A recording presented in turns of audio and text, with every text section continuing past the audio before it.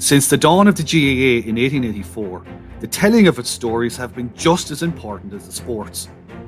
Through the years, heroes and matches have been immortalised, inspiring generation after generation. But some of its most important stories have also gotten lost or turned into legend. And in this series, we will explore some of the GAA's most fascinating forgotten tales, separating rumour from reality and myth from the truth that is often more amazing than the fiction. I'm Michael Foley. And I'm Ciaran O'Hara. So join us for Over the Bar, exploring the histories of the GAA.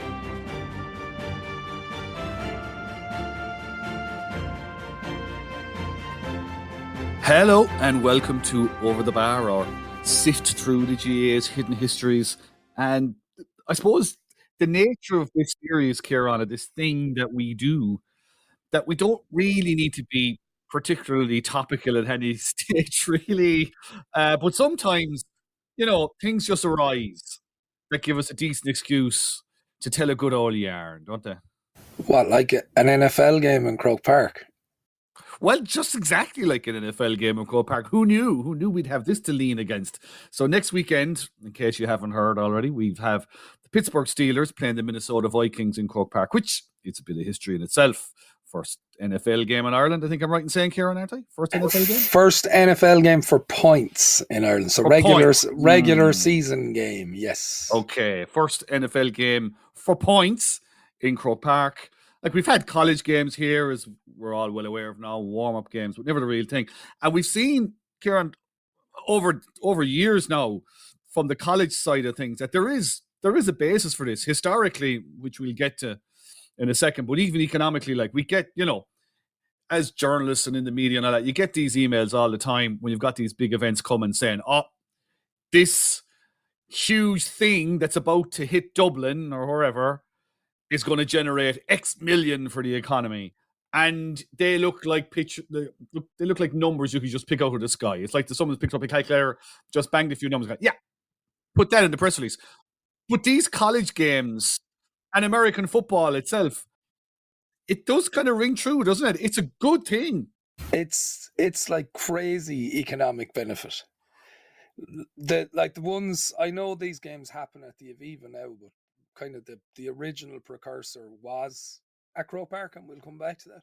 But I mean, I've heard things said like the largest non-wartime movement of Americans, or the largest amount of traffic for private jets at Dublin Airport, are all generated by these college games. So that's the College Football Classic, which, as I say, now occurs in the Aviva Stadium, Lansdowne Road.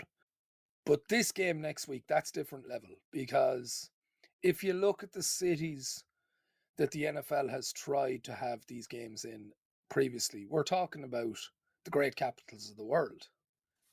Yeah. And for Dublin to get an opportunity on that stage, for Croke Park to get an opportunity on that stage, it really comes down to the thing we always talk about in America, or certainly in Irish America, that influence that the Irish Americans have. And in this case, it's about the influence of the Rooney family, the longtime owners of the Pittsburgh Steelers. So it was almost inevitable that when this would occur in Croke Park, that it would be the Steelers that would be involved. Yeah. And, look, it's going to be a very interesting occasion next weekend. It's going to be massive for the city. But, we're not here to sell tickets still. They've already sold themselves, quite frankly. So I'm just going to ask you the very simple question that we're asking today is, when was the first American football game in Croke Park? You can give me the short answer first, and then you can work your way into the long answer. Stretch those legs.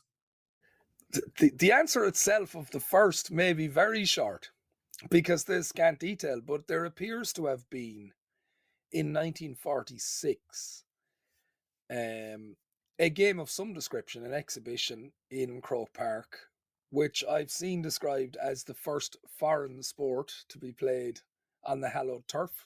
I see. Although I have found records that actually baseball preceded, and we may come back to that. That could be another episode. Yeah, I saw something just very, very roughly skimming over this because I mean, American football, to be honest, isn't quite my wheelhouse. We're kind of aware of kind of mad stuff having happened in Croke Park, rodeos and the like. These quintessential American pastimes, rodeos and whatnot. But I did come across baseball, all right. But that was like in the 1930s or something. Like wasn't there something like that? It was some kind of a. There appears to have been some part played in the Tailteann games, and again, I do think this is worthy of us coming back to again. But the first American football game, there's very scant details for. It seems to have been servicemen returning from the war in 1946. They have held some form of exhibition. There's no record of who played, of what the score was, what the attendance was. So it almost seems like it may have been something very ad hoc. That ground has a crossbar and posts we can kick through, perhaps. Yeah. And maybe in years to come there'll be more detail on that. What is very clear is that there was a more formalized exhibition game in 1953. Right. And at this time, so what's changed in those 7 years? Quite a lot. So post Second World War, the Cold War has commenced. And that has resulted in a number of US bases developing in Europe as part of the Cold War. Mm-hmm. Many in the UK, many in France and Germany, and some in what they refer to as the Mediterranean theatre, so Italy and Greece. And the US Air Force had a very active American Football League at the time, which I think we can safely say, given that there wasn't a prevalence of overseas American football leagues, was probably the highest standard league outside of the continental US. So how big? How big are we talking about? So big enough that they had 3 conferences. They had their UK conference, they had their Franco-German conference, their Mediterranean conference, and that they played out this USAFE Air Force League between the various bases. They very often did so in highly recognized stadiums, and often for various causes. So the cause that they were playing for in 1953 was the Irish Red Cross. So it was a benefit match for the Irish Red Cross. It featured 2 bases from the UK. I think it's an early season game given the timing. So they seem to have had their season run, much like in America, in the autumn and the winter. And this game was on the 21st of November, 1953. And it involved Burtonwood Bullets. Wow. Which was the old Air Force Base, RAF Burtonwood, in Cheshire near Warrington, versus the Wethersfield Raiders, which was Wethersfield Air Force Base in Essex. Is Weatherfield? Is that not like the local team for Coronation Street? I did think the same when I saw it. I don't know.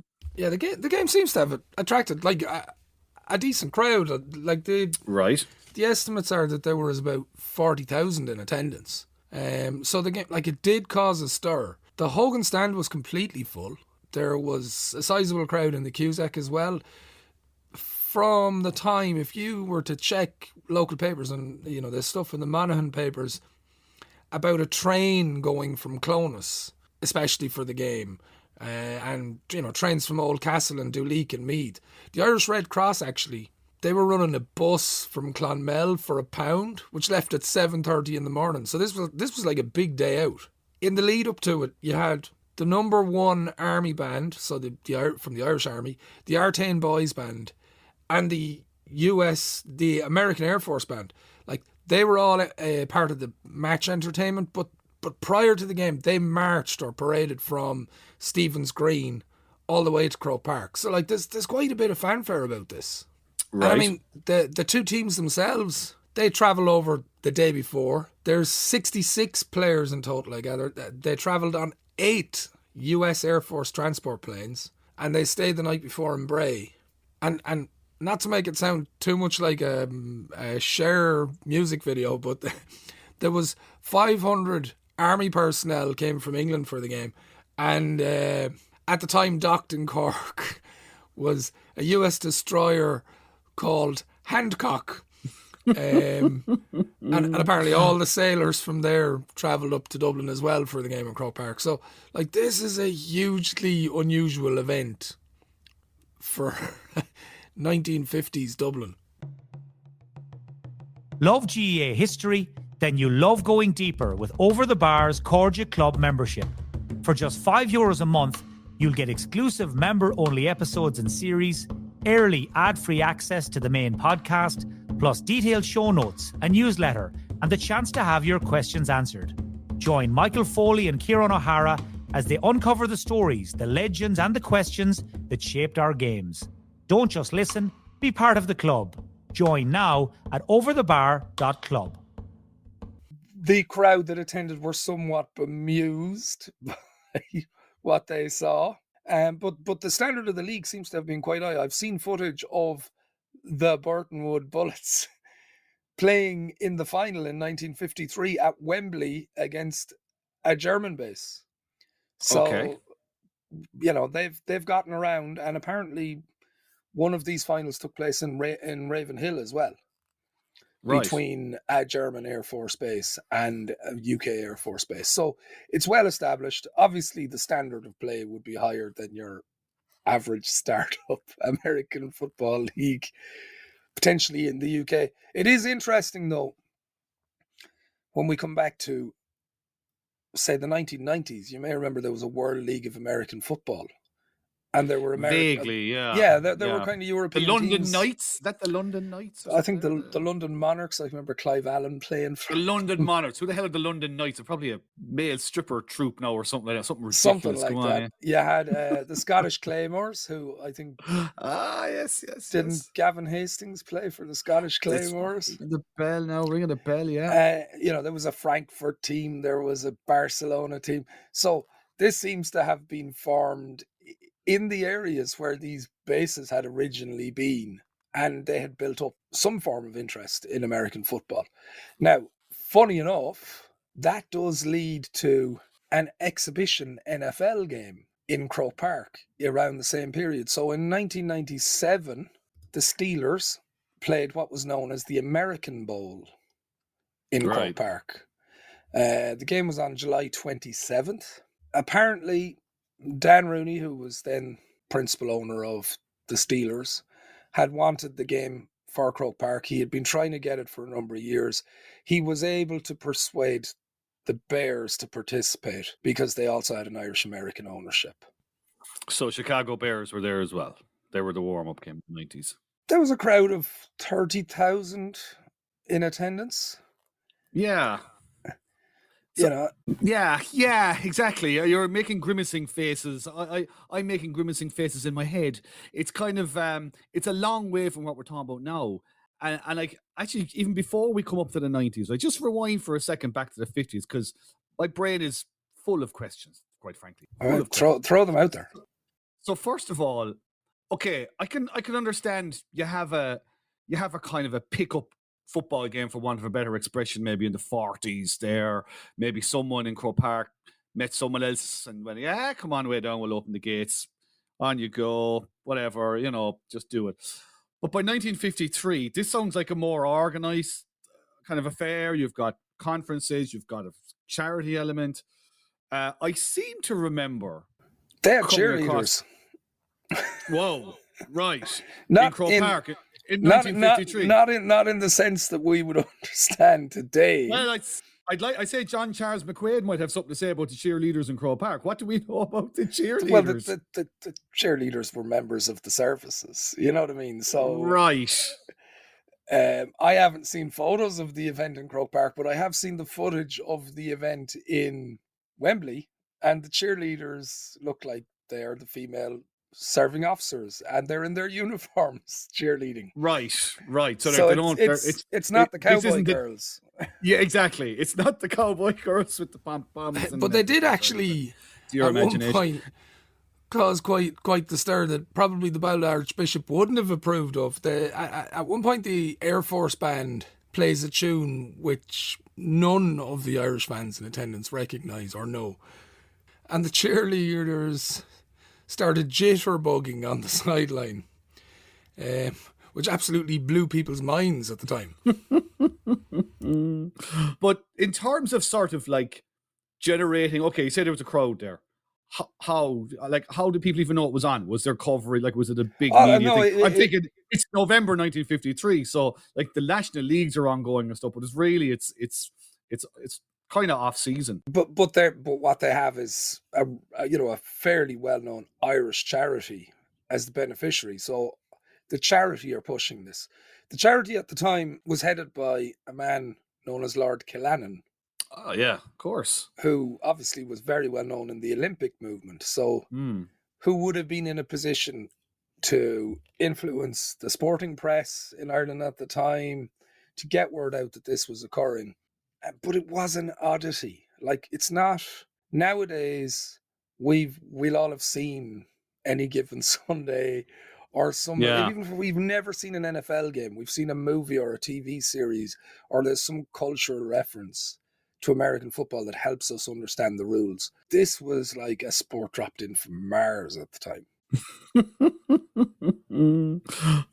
I can imagine. And actually, one of the references that appeared in the papers was in relation to Martians. In the Irish Independent, in the aftermath of the game, they said that the players with their pads and helmets looked like a child's conception of visitors from Mars. The lengths that they had to go to assist the fans in understanding the game were incredible. In the lead up to the game, the Irish press had a graphic of a pitch and an explainer of the rules and the scoring system. In the ground itself, they had a running commentary over the tannoy so that people would understand better. But even that didn't really assist, because they had enough power to generate for the tannoy in the Hogan stand, but it wasn't going to be strong enough for them in the Cusack stand. So they actually, some guy had to go out and get a car battery to generate extra power, and still the tannoy wasn't effective enough. And the reaction post-match in the papers is something to behold. I'll give you a quote from the Evening Herald.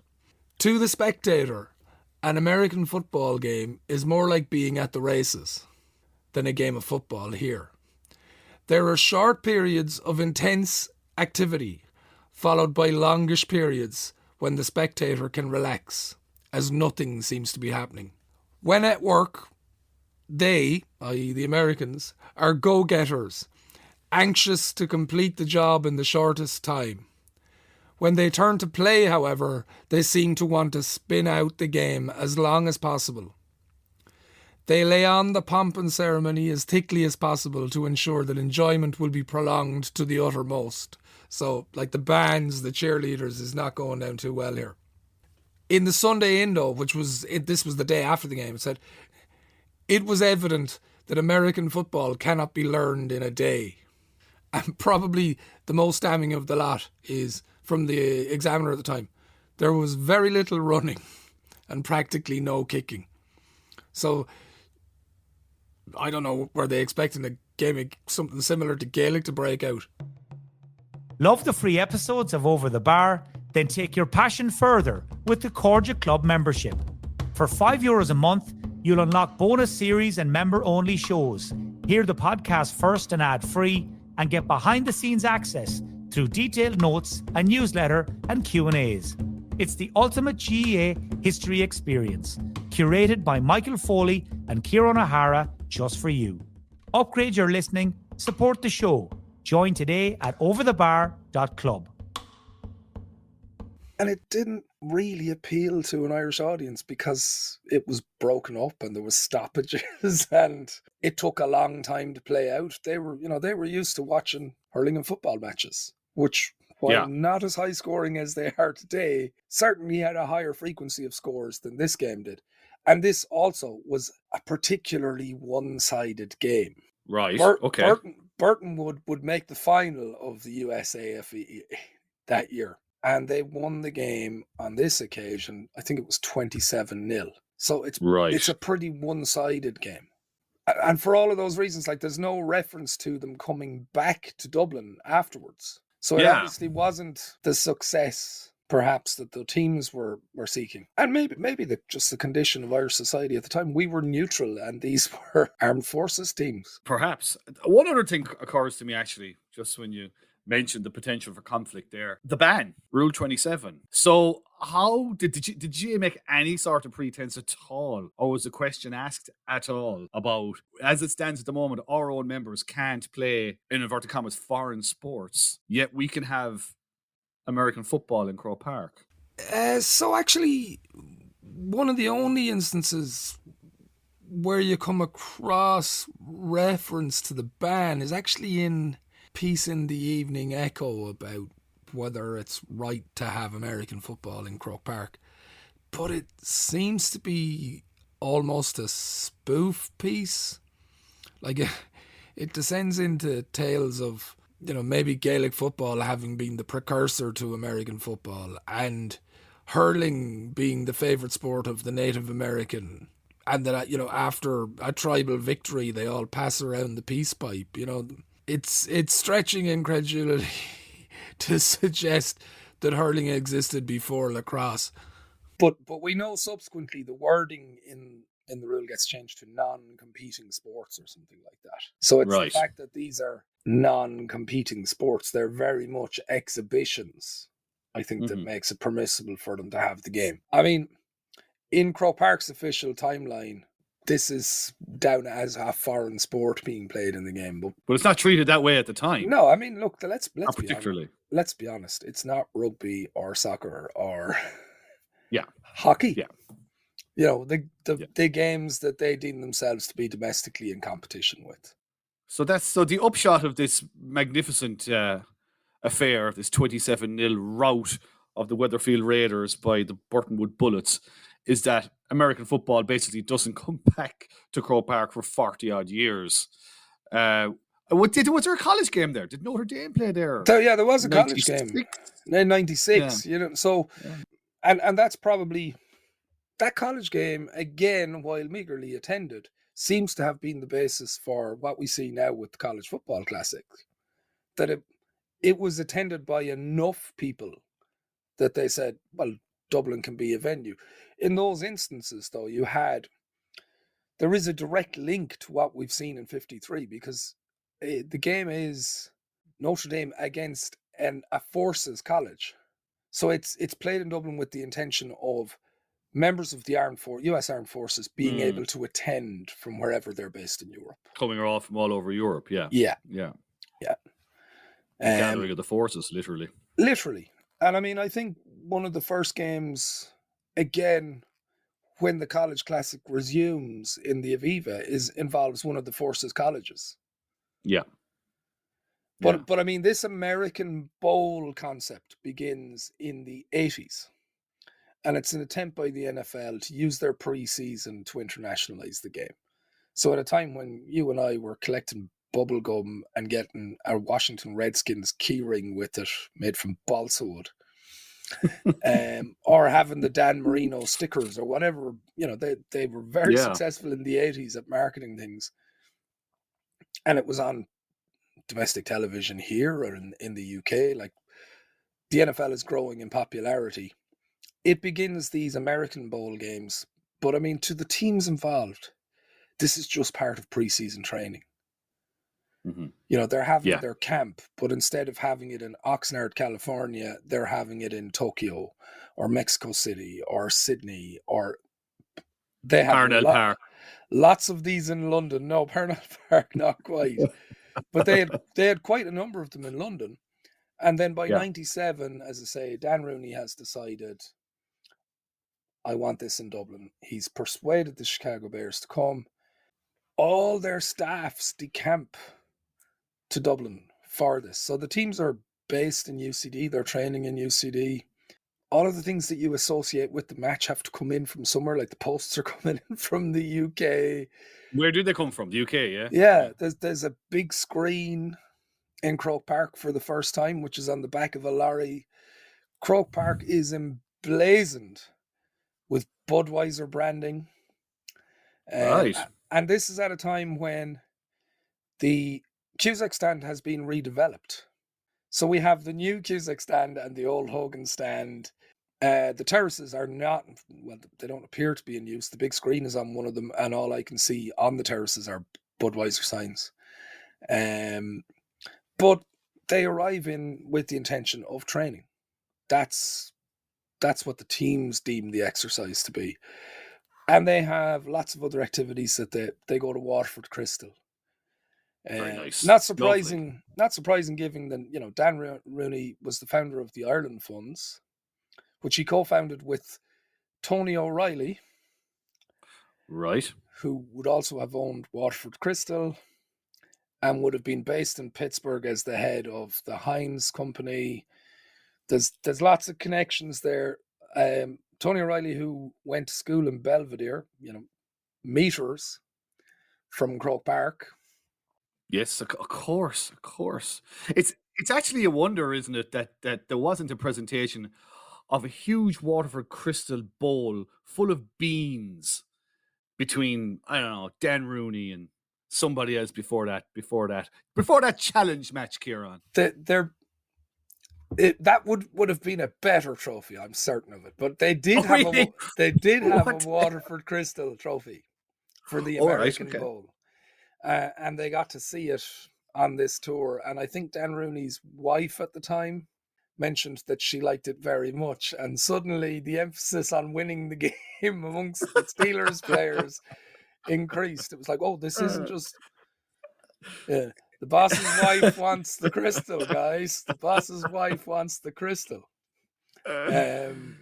So once they've been through that experience, now they're playing golf. They're doing all the touristy stuff. Of course, lovely. It's pre-season. I mean, it's bonding. It's all the things that a pre-season tour should be. Yeah, and I mean they're fated wherever they go.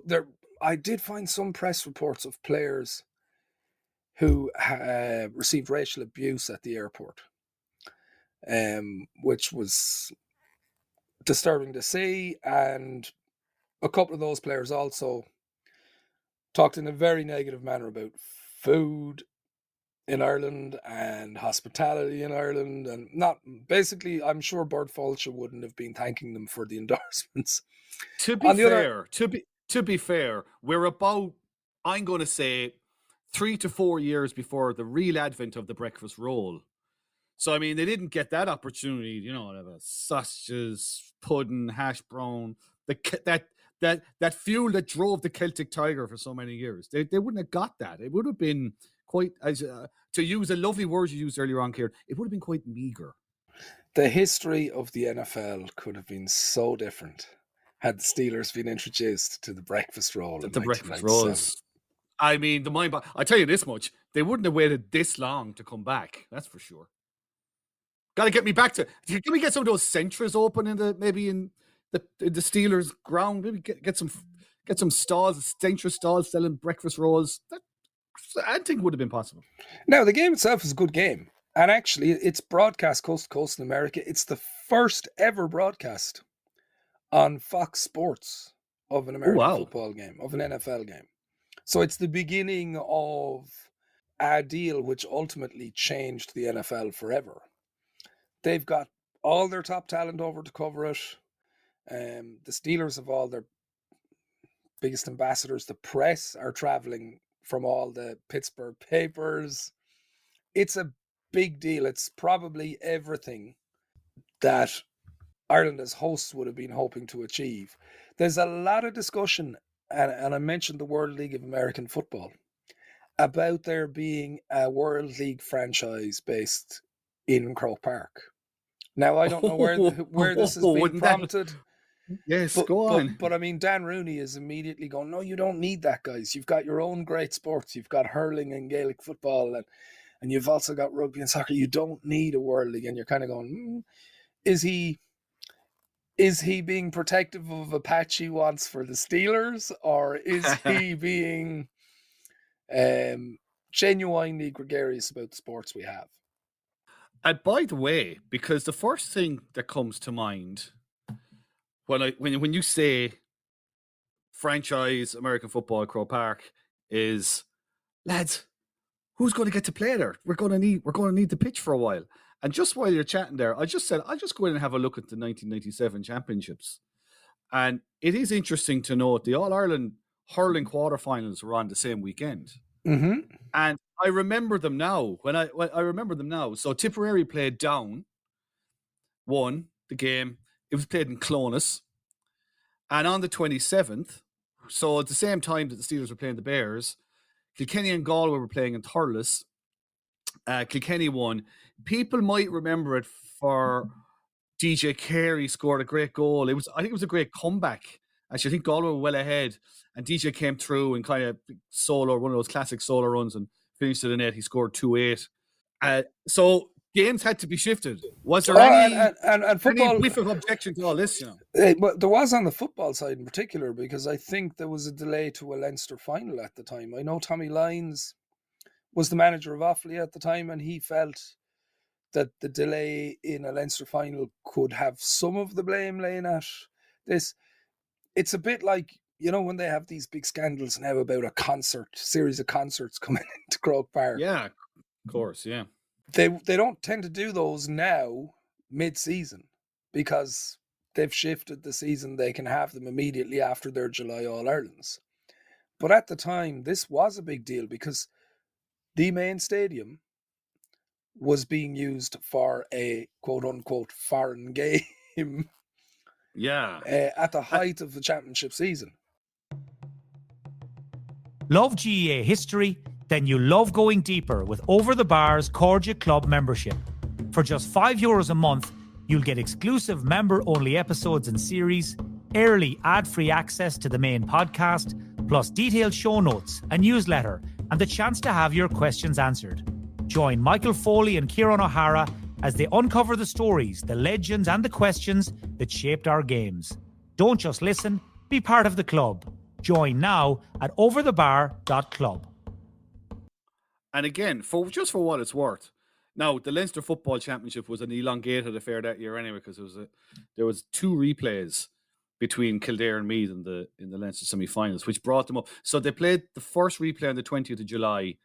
Then they took a couple of weeks break, which was no harm. But basically, the Leinster final wasn't actually played until the 16th of August that year. 16th of August, like. Yeah, that's, you know, when we consider now that we're talking about the entire championship is done and dusted by the end of July. I mean, the Leinster Championship alone, the football championship, took from the 11th of May to the 16th of August, which is pretty much, as you say, the length of an inter-county football championship now, or inter-county hurling championship. Mm-hmm. Mad time. Now, a few things around the game of interest. There was a large attendance that came in, much like they're expecting now, of Steelers fans from around Europe, particularly from the UK, to come and watch this. And the fact that this year there was no American Bowl in London, so you have these probably UK NFL fans who'd gotten used to their Wembley exhibition, kind of went, well, we'll go to Dublin for the week. But they arrive for the week and they get unprecedented access to the team. They can wander out to UCD and watch the practices. There's no security around stopping them. They can mix with the press. So there's a lot of anecdotes about that side of it. The Cors were the halftime entertainment and flew back from Los Angeles for this. You know, gosh. There's a few really strange things happening. I mentioned the Waterford Crystal element, but actually the game itself is quite a good game. It's 30-17, and as I say, the Steelers go out to play in a way that they possibly hadn't intended to prior to their arrival in Ireland. And some of them still talk very fondly of the game. But the one thing that from photographs and the video footage I've seen, you do kind of look at it and go, I would have thought they'd get more. Yeah. Given that we would have had, by that stage, 1997, since the mid-80s, like you said, it had been on domestic TV in Ireland, Super Bowls, highlights packages, all the things that you mentioned, 10 years of people there. I remember I was living in Dublin at the time, and I do remember the Notre Dame game actually the year before that was there. I have no memory. I know where I was. I know where I was that Sunday. I was in Thurles watching Kilkenny Galway is where I was. I was on a terrace watching Kilkenny Galway. So, but it's still, you'd imagine 30,000. 30,000 is a sorry enough number, isn't it? I lived around the corner at this time, and I don't remember this game. Now, perhaps that says more about me. Well, I think we can all take our own interpretations from all of this, to be honest. And I do remember I remember the one the year before, quite clearly. Yeah. Because there's this mystique about Notre Dame, all that stuff. But I actually don't remember this, and I think it was the fact that it was a preseason game. Probably people had enough knowledge to know that this was the equivalent of a training exercise. Now, the RTE reports at the time show a huge novelty factor. They had their cheerleaders. Now, the cheerleaders, interestingly, were not their normal cheerleaders. More army personnel? No. These maybe they brought back. Please tell me they brought back the cheerleaders from 1953 as a lovely goodwill gesture. You were here 44 years ago, and here you are now. There, whoever you are, in your tweed skirts. Yeah. Don't put your hip out. No, the cheerleaders were World League of American Football cheerleaders. So they were the London Monarchs, Scottish Claymores, given the uniforms of the Steelers and Bears cheerleaders. Now, never one to miss an opportunity. The hawkers in Dublin were selling illegal merchandise. Mm-hmm. And famously spelled Pittsburgh wrong on much of it. I see. Now, if you saw that now, you'd say, well, that's just them trying to avoid the copyright issue. Could be any number of motivation behind it. There's a certain amount of artistic merit to what they're doing. I'm sure there was. I mean, and in terms of how the media reacted, AP said at the time that the crowd of 30,000 were mostly baffled but enthusiastic. So not an awful lot changed between 1953 and 1997, really, despite all the exposure we'd had to American football in the meantime. No, but what it does seem to have sown the seeds of is what we're going to experience, which is that it made the Rooney family, particularly Dan Rooney, determined that someday there would be a regular season Pittsburgh Steelers game played in Dublin. Now, he's deceased a number of years now, and his son is running the organization. But from the point at the start of the year where it was talked about that there might be an NFL regular season game in Dublin, I think we were pretty sure it was going to be the Steelers. And they've since had this situation where the American football teams have been given territories that they have exclusivity in. We're now part of the franchise package.